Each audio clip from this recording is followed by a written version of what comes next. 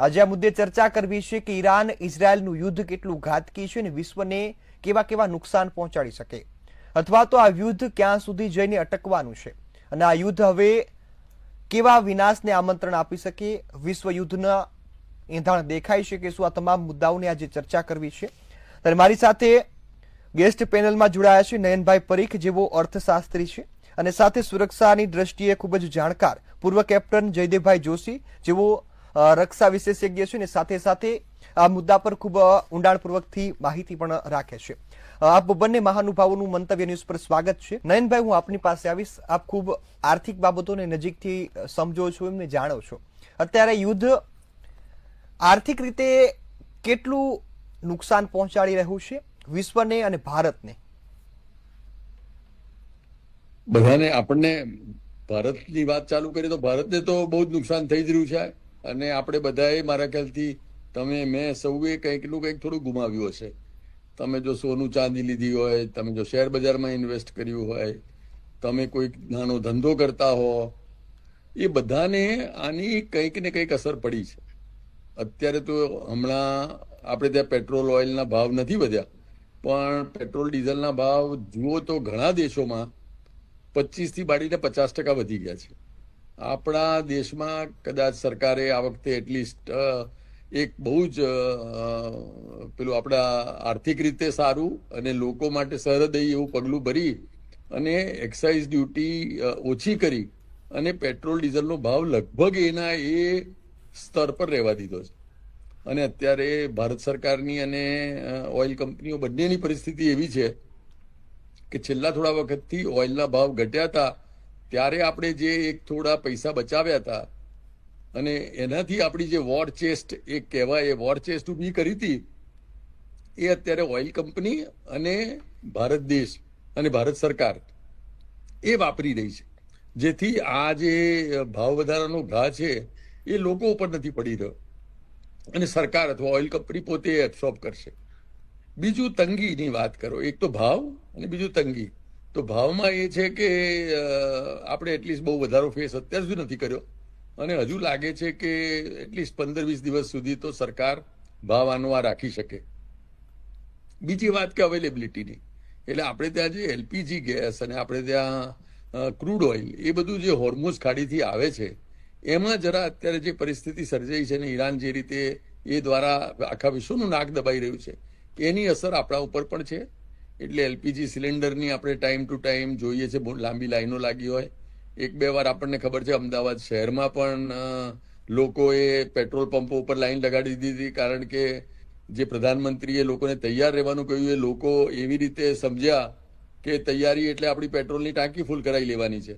અને એટલે જે બધા લોકો જે લાઈન પર લાગ્યા એ પ્રધાનમંત્રીના જે ઉદ્બોધન હતું એનાથી બિલકુલ અસર અલગ થઈ અને લોકો ઉપરથી પેટ્રોલ ડીઝલ ભરાવામાં ગયા, પણ આપણી પરિસ્થિતિ તરત કાબુમાં આવી ગઈ અને આપણી ખરેખર અછત ના સર્જાય એવી જે પરિસ્થિતિ છે, એટલીસ્ટ આવતા 60-70 દિવસનો આપણી પાસે સ્ટોક છે.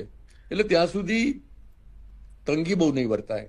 ભાવ વધારો કદાચ અત્યારે સરકાર ખમે કે એ, પણ અત્યારે મને લાગે છે કે જીડીપી ગ્રોથ આપણો જે પર્સન્ટેજ ગણ્યા હતા એમાં એટલીસ્ટ અત્યારે 1% ઘટાડો તો પાકો જ લાગે છે. હજુ જો યુદ્ધ વધારે ચાલે તો એનાથી પણ વધારે પર્સન્ટેજ ઘટી શકે અને આખા દુનિયાનો જે જીડીપી ગ્રોથ છે એમાં પણ ઘટાડો હવે નિશ્ચિત છે. આ ઉપરાંત જે જાનમાલની હાલાકી છે, મારા ખ્યાલથી કેટલાય લોકોએ જાન ગુમાવ્યા છે ને હવે જો અમેરિકા વાત કરે છે કે આપણે ઈરાનમાં પોતાનું સૈન્ય મોકલી અને જે પેલી એ લોકો બૂટ ઓન ધ ગ્રાઉન્ડ કહે છે કે પોતાના પગલા એ જમીન પર મૂકશે અને એની સામે ઈરાને જે વાત કરી છે કે ભાઈ તો અમે છોડીશું નહીં.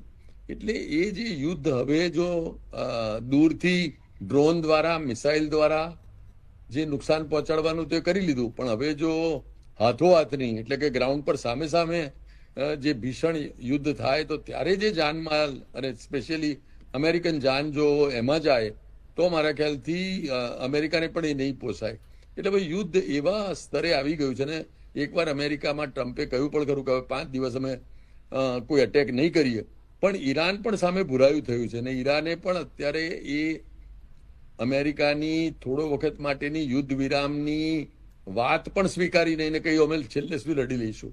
એટલે અત્યારે અમેરિકા અને ઇઝરાયલ કદાચ આ યુદ્ધ બંધ કરવા પણ માંગે તો ખરેખર બંધ થશે કે ઈરાન તો પણ ચાલુ રાખશે. એટલે આ બધી પરિસ્થિતિ હવે એવી રીતે ગૂંચવાઈ છે કે એનો તરત હલ નથી દેખાતો. અને કોઈ બધાને બેસાડીને મારા ખ્યાલથી પાકિસ્તાને આ સોમવાર સુધી પ્રયત્નો કર્યા, એ પણ કોઈ એકદમ ફળ લાવ્યા નહીં. એટલે આ જે પરિસ્થિતિ છે એ રીતે આપણે બધાએ એક ઇકોનોમિક તકલીફમાંથી પસાર થવાનું છે. આપણે બધાએ એના માટે તૈયારી કરવાની છે. એટલે આપણા જે પણ દર્શકો છે એ પણ એક પ્રધાનમંત્રી તો કહ્યું જ છે કે લાંબા સમયની વિષમતા, કોવિડ જેવી વિષમ પરિસ્થિતિની આપણે સામનો કરવો પડે એ માટેની તૈયારી કરવાની છે. સામે પેટ્રોલ, ડીઝલ, એલપીજી વગેરેમાં જેટલી કરકસર થઈ શકે એટલી કરવાની છે. એક આ પ્રમાણેનું યુદ્ધ થાય તો એના માટે આપણે આપણા જે ખર્ચ અને આવકનો એક જે જોડ બેસાડવાનો છે એ પણ કરવાનો છે. એટલે મારા ખ્યાલથી આ યુદ્ધમાં ભલે હું ને તમે એમાં ભાગ નથી લઈ રહ્યા કે આપણા દર્શકો જોડાયા નથી, પણ આપણા સુધી આ યુદ્ધ આવી ગયું છે. ઘરે ઘરમાં આ યુદ્ધ પ્રવેશ્યું છે અને આપણે બધાએ કોઈક ને કોઈક રીતે આના સારા માઠા પરિણામો ભોગવવાના છે. અને એમાંથી આપણે આપણી જાતને એટલી જ બચાવી શકીશું જેટલી આપણે આ યુદ્ધ માટે તૈયારી કરી હશે તેટલી. ઇકોનોમી તરીકે, સોસાયટી તરીકે અને ઇન્ડિવિજ્યુઅલી મેં ને તમે આપણે આ યુદ્ધ માટે પોતાની કમર કસવી રહી અને એના માટે જેટલી આપણે તૈયારી કરીએ એટલું જ આપણે આમાંથી સહી સલામત અને ઓછામાં ઓછી ઇન્જરીઝથી બહાર આવી શકીશું. જી બિલકુલ. નયનભાઈ, હવે આપે જે નુકસાની થઈ, અર્થતંત્રની સ્થિતિ શું છે એના વિશે માહિતી આપી. આગામી સમયમાં શું શું બદલાવ થઈ શકે અર્થવ્યવસ્થામાં, ખાસ કરીને ગુજરાત અને આપણા દેશની લોકોને કેવી કેવી સમસ્યાઓ આવી શકે, અને જો સમાધાન જોતું હોય તેમના માટે કોઈ ઉપાય ખરો? તકલીફો મારા ખ્યાલથી આવવાની શરૂ થઈ ગઈ છે. એટલે ગુજરાતની ઇન્ડસ્ટ્રીમાં જુઓ તો આપણા જે બધા એક્સપોર્ટિંગ યુનિટ્સ છે એ બધા ઓલરેડી છેલ્લા 6-8 મહિનાથી તકલીફોમાં હતા.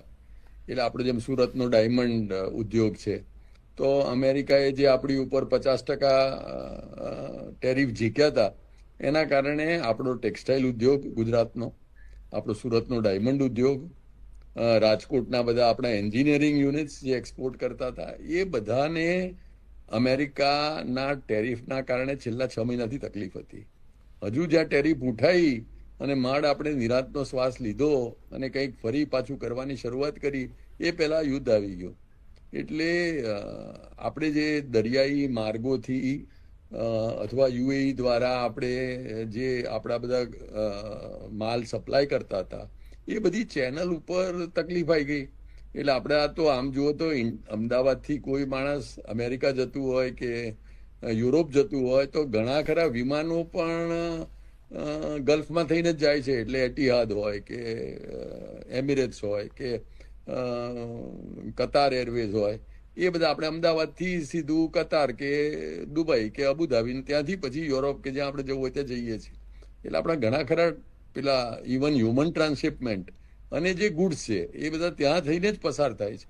અને એમાં જ હવે તકલીફ આવી ગઈ. એટલે જેના આગળ યુરોપના જહાજ બધા દુબઈ થઈને કે બીજા ટ્રાન્સશિપમેન્ટ થઈને થવાના હતા એ બધા આપણા એક્સપોર્ટિંગ યુનિટ છે એ બધા તકલીફમાં આવી ગયા.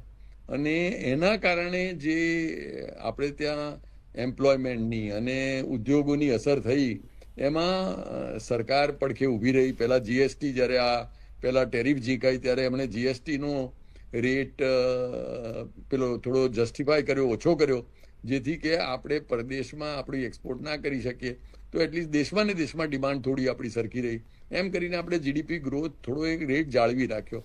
હવે આ થયું ત્યારે પણ સરકારે અત્યારે પેટ્રોલ ડીઝલ ઉપર એક્સાઇઝ ડ્યુટી બદલી અને એનો રેટ સેમ ટુ સેમ રાખવાનો ટ્રાય કર્યો છે. અને હજુ થોડા વખત સુધી એની અસર કદાચ ઓછી થશે, પણ ગમે ત્યારે આની અસર આવે એવું લાગે જ છે. એટલે જો કદાચ આપણે બધા માની ના શકીએ પણ ઈચ્છીએ કે જો 2-3 વીકમાં હજુ આ યુદ્ધ સમાપ્ત થાય તો આપણને સૂળીનો ઘા સોયથી ટળ્યો એમ માની શકાય અને આપણે બધા મિનિમમ અસરમાંથી બહાર નીકળી જઈશું. પણ જો આ યુદ્ધ 1 મહિનો થઈ ગયો, ઇનિશિયલ એસ્ટિમેટ તો હતા કે 5-6 દિવસમાં ખતમ કરી નાખીશું. ટ્રમ્પને તો એમ હતું કે જેમ મેં વેનેઝુએલાના પ્રમુખને પકડીને લઈ આવ્યો એમ અહીંયા પણ મેં પહેલા જ દિવસે ત્યાંના સુપ્રીમ લીડરને નો વધ કર્યો છે. એટલે ત્યાં પણ મારે ત્યાં સત્તા પલટો થઈ જશે ને મારે જેને લાવવા છે એ લોકો સત્તા પર આવી જાય તો મારે પછી બધું કંઈ જાજુ કરવું પણ ના પડે અને યુદ્ધ લડ્યા વિના જ હું યુદ્ધ જીતી જઉં. એ જે મનસા સાથે એમણે આની શરૂઆત કરી, અને આમ તો ખરેખર આ ઇઝરાયલનું યુદ્ધ હતું, ઇઝરાયલને ઈરાન પ્રત્યે જૂનું વેર, અને એમાં અમેરિકાને પણ એમાં એમણે પરોવ્યા, અને એમાં જે અમેરિકાની પોતાની પણ ઓઇલ બાબતમાંની એમ્બિશન્સ, એ બધું ભેગું થઈને એક એવી પરિસ્થિતિ સર્જાઈ કે જે અત્યારે આ લોકોથી આ બાજુ પણ ના જવાય ને આ બાજુ પણ ના જવાય એવી પરિસ્થિતિ થઈ ગઈ કે હવે બંધ પણ કેવી રીતે કરવું અને સમાપ્ત પણ કેવી રીતે કરવું.